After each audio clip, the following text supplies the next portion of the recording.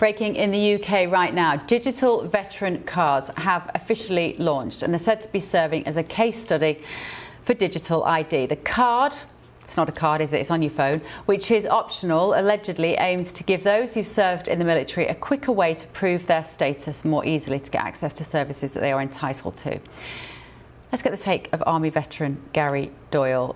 Gary, good evening. Thank you for joining us this evening on The Late Show Live. Now, how do you feel about digital ID and using veterans as guinea pigs? I don't trust it one bit. It's dangerous, isn't it? Your personal information could get easily hacked online, especially as a veteran as well. Yeah, it's just a way of controlling us, really, isn't it? And so, what's the logic, do you think, Gary, the fact that they're using veterans? Because my suspicion is that some veterans will be more elderly, maybe, retired soldiers and servicemen and women. And one of the arguments against digital ID will be, quite rightly, that the older people in our population don't necessarily have smartphones. They aren't as comfortable with this technology. And therefore, this experiment will be used to say, look, our beloved veterans, they can do it. They've reported how wonderful it is. So then everyone can do it. That's what's going on here, isn't it? Yeah. Yeah, you're right. A lot of elderly won't use smartphones. A lot of young people now are turning to the old phones as well and getting rid of the smartphones. I've got a veterans ID card here. This is good enough. We don't need digital ID. It's not safe. Anyone could access it and it could get leaked as personal information, especially if we've done operational tours, could put us at risk. Yeah, so your concern is more about the safety aspect and the breach of your own data. Let me bring in my panel here, Sarah and Ashley as well, to talk about this. I have an incredibly strong opinion on this issue of digital ID because I think it's the key that takes us into the digital cage, frankly. Absolute control will inevitably be given to governments in collaboration with private businesses. It's the stuff of nightmares. It's not something talked about here, Ashley.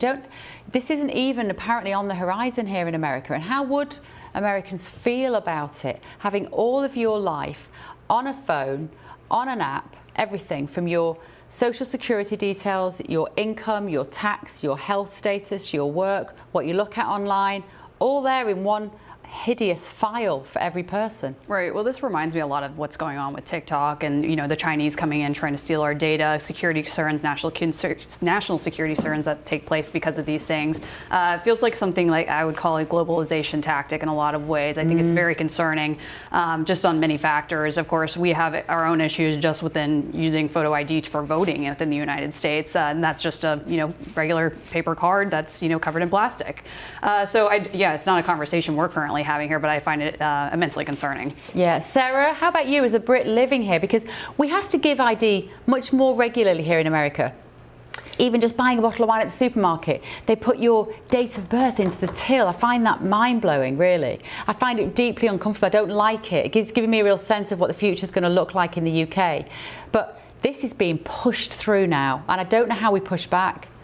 Yeah, it's difficult. I mean, the Labour government have made it very clear that this is a dry run for Keir Starmer and his full digital ID plan. I think, where's the respect there for our veterans? One thing I can tell our British viewers is that here in America there is, many problems around veteran services and support, a deep respect for those who serve.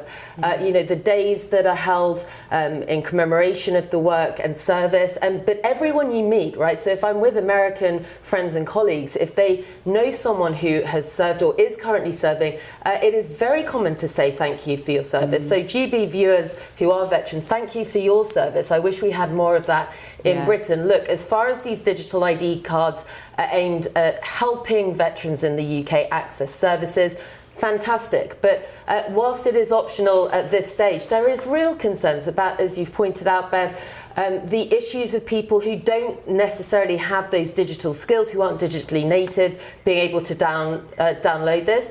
There's also a huge amount of veterans who suffer with post-traumatic stress disorder this kind of thing feels like an obstacle and a potential barrier to accessing services. And again, coming back to, this is a test case. The Labour government have been really open about that. Our veterans in the UK deserve respect, not to be in some kind of trial run for a government ID plan. We're living in a time of what feels like pretty significant social change, and it makes us question things that we've even taken for granted for decades. And one of those at the moment that people are wondering about is actually money. Is the money in your bank account safe? Should you be investing elsewhere? Are we looking at a potential global crash? What will it mean for your savings? Is there a way that you could be using your money that might be outside of government control even? Well, TallyMoney is potentially one solution. So I'm delighted to say that I'm joined today by the CEO and founder of TallyMoney, Cameron Parry. What is TallyMoney? Well, at TallyMoney, you basically get gold you can spend. So we give people an individual account in their name, everyday account. They get a sort code, an account number. They use that account just like they would pounds from their bank, but it's milligrams of gold that we brand as Tally. Okay. Why would you do that, though? What is the benefit to the customer instead of just having a normal pound sterling account?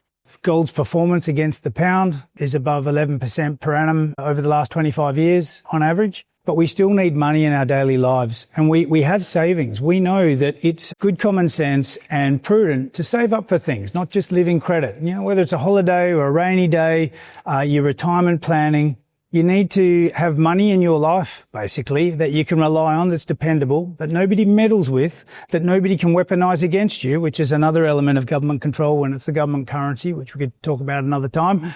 And it should be pretty simple and straightforward, and that's what we deliver at Tally. And really, we just want people to feel safe and happy with their money. There was a time when the bigger your bank balance, the more confident you felt. Now it's like, I need to do something with it. I can't leave it there. In Tally, you can. Okay, brilliant. Cameron Parry from TallyMoney, thank you so much. Thank you, Bev.